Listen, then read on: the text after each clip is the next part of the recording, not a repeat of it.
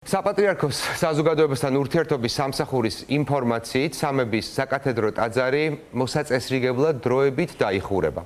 სრულიად საქართველოს კათოლიკოს პატრიარქის სამძიმარზე მომსვლელთა საყურადღებოდ.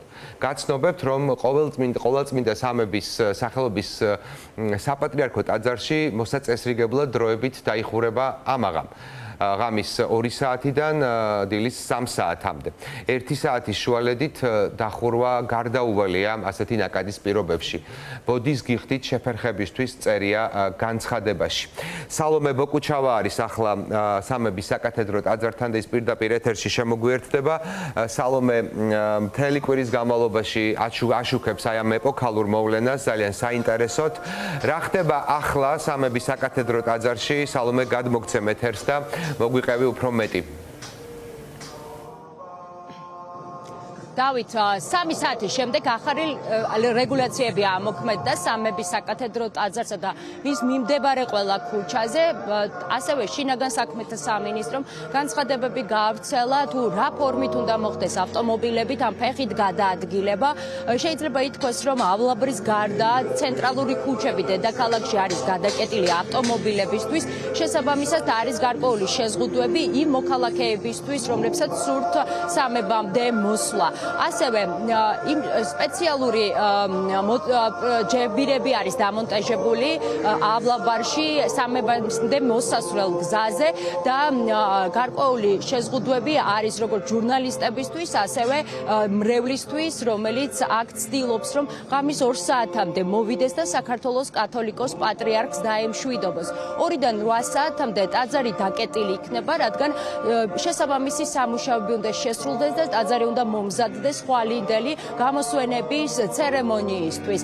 ამ განცხადების გავრცელების დროს საპატრიარქო მრევლს ბოდიშიც მოუხატა, რადგან ხვალ არ ექნება მრევლს შესაძლებლობა სამების საკათედრო ტაძარში მობრძანდეს და დაემშვიდობოს კათოლიკოს პატრიარქს ილია მეორეს. ეს უსაფრთხოების მიზნიდან არის გამოწვეული, რადგან არაერთი ქვეყნის დელეგაცია ჩამოდის საქართველოში, შესაბამისად უსაფრთხოებიდან გამომდინარე მსგავსი გადაწყვეტილება იქნა მიღებული, თუმცა მრევლს შეუძლია გამოსვენების შემდეგ სიონის გზამდე დახვდეს სხვადასხვა წერტილში კათოლიკოს პატრიარქის სამგლოვიარო მსვლელობას და დაემშვიდობოს უწმინდესად და უნეტარეს ილია მეორეს. ასევე სანამ გამოსვენება დაიწყება სამების საკათედრო ტაძრიდან 9 საათიდან აქ ღვთისმსახურება იქნება, რომელსაც ტახტის მოსაყდრე მეუფეშიო მუჯირი აღავლეს, ხოლო 12 საათიდან უკვე აქ ელოდებიან მსოფლიო პატრიარქს კონსტანტინოპოლის პატრიარქს ბართლომეოს პირველს, რომელიც მეუფეშიოსთან და სხვა ეპისკოპოსებთან ერთად პანაშვიდს გადაიხდის. რაც შეეხება ამ წუთებში არსებულ მდგომარეობას, როგორც ბოლო დღეების განმავლობაში ჩვენ არაერთხელ ვნახეთ, უწყვეტია ხალხის ნაკადი. შეიძლება პირდაპირაც ითქვას, რომ დღე-ღამის განმავლობაში რიგები ცოცხალი მსვლელობები არ გაჩერებულა იმისთვის, რომ საქართველოს კათოლიკოს პატრიარქისთვის მადლობა გადაეხადათ და მისი სულისთვის პატივი მიეგოთ.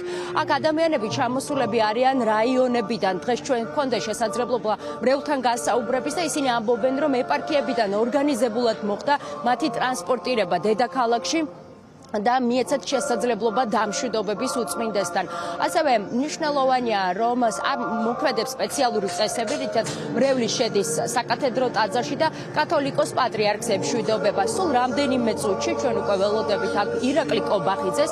ჩვენთვის დეტალები უცნობია, თუმცა ცნობილია, რომ გარკვეული ღონისძიება არის დაგეგმილი. სავარაუდოდ პანაშვიდის გარდა ჩვენ გვექნება შესაძლებლობა მასთან გასაუბრების და კითხვების დასმის. რაც შეეხება ეპისკოპოსებს, გიხსენებათ, რომ ეპისკოპოსების მიმართულებით ის მაღალი იერარქები, რომლებიც საზღვარგარეთ მსახურობდნენ, საქართველოში არ იმყოფებოდნენ მაშინ, როდესაც კათოლიკოს პატრიარქი მოხვდა საავადმყოფოში და გარდაიცვალა და ჩვენ გავიგეთ დღეს, რომ უკვე საქართველოში იმყოფება მეუფე საბაინსკირველი, რომელიც ამ წუთებში პანაშვიდს ესწრება სამების საკათედრო ტაძარში. მისი არეთქველას და ძალიან უხარხარ უწმინდეს. უზიარებ ამ წუხარებას, რა თქმა უნდა, მთელს ჩვენს ქვეყანას. მისი უწმინდესობა ჩვენ ყველამ დავინახეთ დღეს, რამდენად მნიშვნელობას ატარებდა ყველას გულში, თითოეული ქართველის გულში, ეს ძალიან ნათლად ჩანს დღეს და რა თქმა უნდა, ბაგრატიანების ოჯახისთვის მას მნიშვნელოვანესი როლი აქვს, ასე ვთქვათ, ნათამაშები, მათ შორის იოანეს ოჯახისთვის, რომ მისი მხარდაჭერით ის საქართველოში დაბრუნდა იოანე თავისი სურვილით, რა თქმა უნდა, მაგრამ მან ძალიან გულთბილად მიიღო, მან უმნიშვნელოვანესი როლი შეასრულა. დიდებული ადამიანი, მამა ჩვენი ქვეყნის საოცნებო სანაპირო არ ვიცი, ჭიათურიდან ჩამოვედით და 11 საათი გზაში ვართ. ეხლა გამოვედით და ველოდებით დანარჩენ ჩვენ წარმოგზავნოთ. 4 მასშტაბ წამოვედით ჩვენი სოფლიდან. კათოლიკოს პატრიარქი ილია მეორე 93 წლის ასაკში სამშაბათს გარდაიცვალა. უწმინდესი სამოქალაქო პანაშვიდები იმართება სამების საკათედრო ტაძარში. მისი დაკრძალვა კი სიონში მოხდება მისი ზეპირი ანდერძის საფუძველზე.